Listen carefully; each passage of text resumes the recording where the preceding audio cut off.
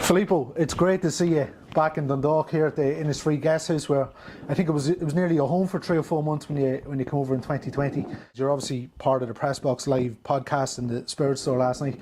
Great reception from the supporters, and I think that was one of the things when you were here. There was no supporters in the ground. You didn't get to sort of experience Dundalk as we know it, but it was great to, as you say, to meet people last night. Of course, this is what we missed, me and Giuseppe. We miss absolutely the atmosphere, the fans, and I know how important they are for this club.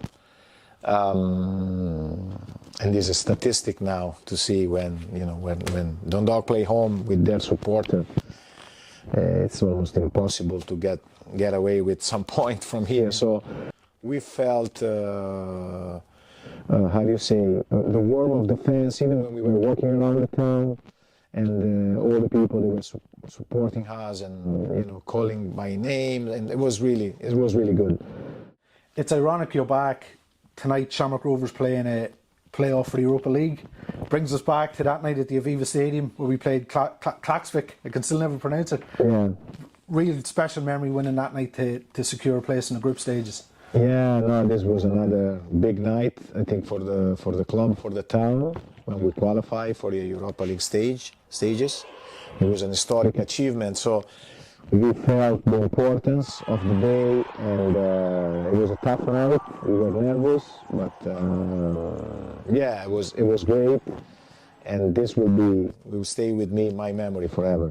Yeah, the night in Tiraspol, was that even better though? The penalty shootout against Sheriff. Yeah, it was better because I think that we prepared the game really well. It was a really good game. We were sharp, and we beat a team that was already strong team, like a team that spent a lot of money with a lot of professional international players. And I think that night we did something special, beating them in their home. And you were there, and you know what was going on emotionally, and it was great. Maybe it was one of the best nights in Dundalk. Yeah. And then when you see Sheriff beating Real Madrid last year, it brings it home, doesn't it? No, yeah, for sure. Because you can understand how strong was the club.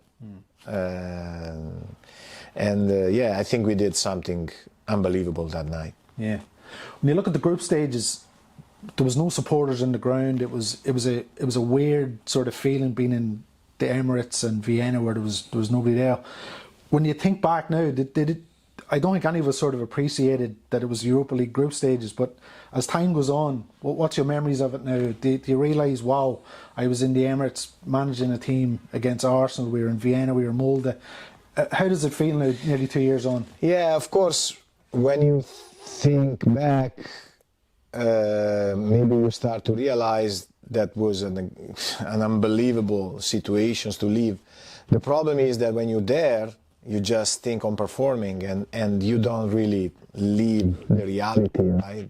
You don't feel, and also because of the supporters, you miss supporters, then the atmosphere is different. You just play in a field, like in a soccer field and in a football field. To be honest, I missed this a lot. I missed the adrenaline. So great memories again. Yeah. Again, it's probably ironic. We've got Shamrock Rovers on Sunday, which obviously Dundalk Shamrock Rovers. Memories of the cup final in 2020. I think we played Molde in Norway on the Thursday, and the cup final on the Sunday. But it was probably the coldest day in history in Ireland. It was freezing, but what a! It's a day that we'll all remember for the rest of our lives. Dave McMillan obviously scoring a hat-trick and winning the cup. No, yeah, this was magic, because also the kind of game, right? You go to overtime, and Shamrock was really strong side. They were undefeated all season, so they were talking about the invincible, and this was the best thing. But we believed that we could do it. I remember, and as the game was going ahead, even we became stronger. Also because I think the Europa League stage games, the competitions, they help us to stay on the game, to believe. And I think we had moments during the game where Shamrock was dominating the game, but then we had moments where we were doing well. But then at the end, in the overtime, I think we took the game, and we were feeling that we were winning the game. It was amazing feeling. You win a trophy in a year where the league was short, so I think the cup was comparable with the value of the cup with the league. It was really important, I think. So we cut the dominant year of Shamrock. So it was good, it was really good. And I always enjoy to play Shamrock because it's a good side, well coached, you know, like, yeah, so it was really good. You mentioned coming home that night on the bus. We couldn't get off the bus. We weren't allowed because of COVID, but you could see what it meant outside. It was freezing cold. I think it was midnight by the time we came back from Dublin, and people out in the streets to wave us home. It was unbelievable. Listen, I enjoyed everything because I was in front of the bus with the cup, and I was holding the cup, and I enjoyed every phase of the night and the energy. And I have still the video that I made in my phone. This was unbelievable. This is gonna, you know, these memories that are gonna stay with me for life. And to be honest, I felt in love with the club right away, and you know that. So it was like 3 months of dreams. Like every day was something unbelievable. So this is great experience for me, great achievements, and it gave me a great resume too. Yeah, yeah. You still watch highlights? You still keep an eye on what's happening? Yeah, I do. Sometimes I watch some games. I think I'm gonna watch the game this Sunday. I'm probably gonna watch the game. Yeah, of course I do, and I follow, and I'm really happy of what's going on now with the club, you know, with the new owners, with the you know, great management staff, and I'm happy to see you guys happy, and this bring me the feeling that I had the first 3 months when I arrived. Yeah.